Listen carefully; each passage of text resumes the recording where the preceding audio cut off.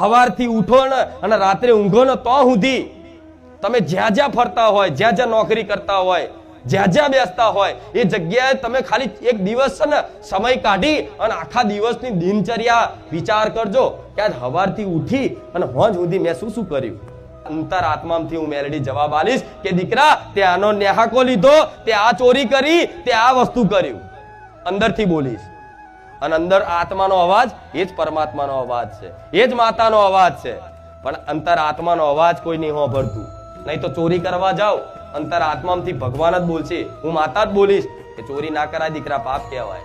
પણ મનમાં અસંખ્ય લાલચ લોભ હોય તો એ આત્માનો અવાજ, એ મન કામનાઓથી વશીભૂત હોય, ઈચ્છાઓથી વશીભૂત હોય, લોભ લાલચ અંદર પડી હોય, એટલે આત્માનો અવાજ દબાઈ જાય અને મનનો અવાજ સાંભળી અને તમે ક્યાંક ને ક્યાંક ગુનો કરી લો, ક્યાંક ને ક્યાંક અપરાધ કરી લો. અને જ્યારે એ અપરાધનો દંડ ભોગવવાનો થાય છે ને તે તમારી અંતર આત્મા સુધી ભોગવવાનો થાય છે.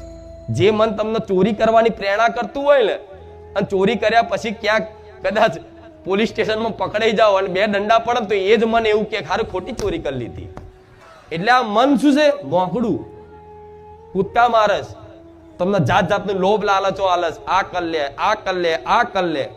પણ તમારા નિર્ણય કરવાની શક્તિ નહીં રહી, વિવેક નહીં. બુદ્ધિ તો છે, બુદ્ધિ બધા નામ છે, પણ બુદ્ધિની અંદર એક વિવેક નામનું તત્વ હોય છે, વિવેક નહીં ને.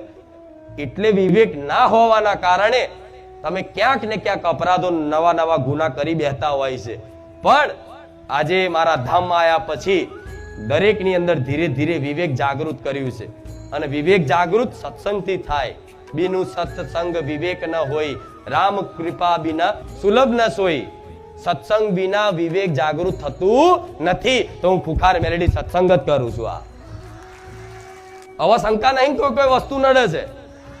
હા, ગુના તો અપરાધ બહુ કર્યા છે, લોકોના બહુ નેહાકા લીધા છે. ક્યાંક ને ક્યાંક વાતે કદાચ જીવો નહીં મારે. નાનપણમાં તમે તો ખિસકોલીઓ ને કાગડા ને કેટલા પક્ષીઓને મારીને બેઠા હશો, કઈક માંસ મટન ખાધું હશે અત્યાર સુધી, પણ બધું માફ કરાવી દઈશ. પણ નવેસરથી ગુના ના થાય એનું ધ્યાન રાખો, ધ્યાન રાખો. હું કહું છું તમે એકદમ સુધરી નહીં જાઓ, હું માતા જાણું છું, એકદમ તમે નહીં સુધરી શકો. કોઈ સોગંદ ખાવાની જરૂર નહીં, કોઈ સંકલ્પ કરવાની જરૂર નહીં.